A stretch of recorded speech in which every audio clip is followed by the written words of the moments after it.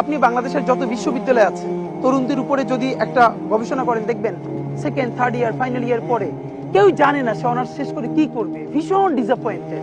এর কারণ বাংলাদেশে একটাই শুধু জিনিস তৈরি করে রাখা হয়েছে, বিসিএস নিবে প্রতি বছর 2000 থেকে 2200 জন, আবেদন করে প্রায় 5 লাখ, 4 বছর 5 বছর নষ্ট হয়ে যায়। এখন বিসিএস এর প্রতি এই মোহটা কেন? বিসিএস এ নবম ক্যাডারে যুক্ত হলে তার প্রথম বেতন 26 থেকে 27,000, সর্বোচ্চ সে 40 থেকে 45,000 টাকা পাবে যদি সে ঘুষ না খায়, হারাম কামাই না করে। অ্যাডমিন ক্যাডার হোক, পুলিশ ক্যাডার হোক, আমি এটাকে 50,000 নিলাম, মিটিং টিটিং করে 60,000 নিলাম। তো বাংলাদেশে তো এরকম প্রচুর ডিসেন্ট জব, প্রাইভেট জব আছে যারা 1 লাখের উপরে এমনিতেই ভালো স্যালারি পায়।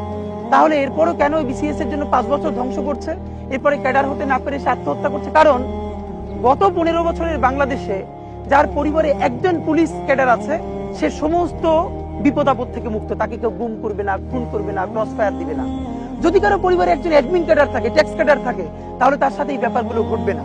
একটা জিডি যদি আপনি থানায় করতে যান, আপনার কোনো ক্যাডারে আত্মীয় স্বজন না থাকলে আপনি এটা জিডি পর্যন্ত করতে পারবেন না। সো এবার নতুন লড়াইটা হলো, আপনি যেই দলের হন, এমনকি যদি আওয়ামী লীগের সমর্থক হন, আপনার সাথে যদি অন্যায় হয়, আপনি কোনো রাজনৈতিক পরিচয়ে থানায় গিয়ে মামলা করতে পারেন যদি জিডি করতে পারেন।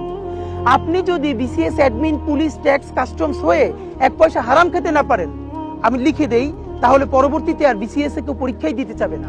কারণ এত পশ লাগতে সে লিড করতে পারবে না। যেই বেতন 45,000 টাকা কিন্তু ঘড়িটার দাম তার 90,000 টাকা, তার যদি দুদক গিয়ে ধরে এই ঘড়ি পাইছো কই, তাহলে তো সেই ঘড়ি কিনবে না এবং এই লাইফ লিড করবে না।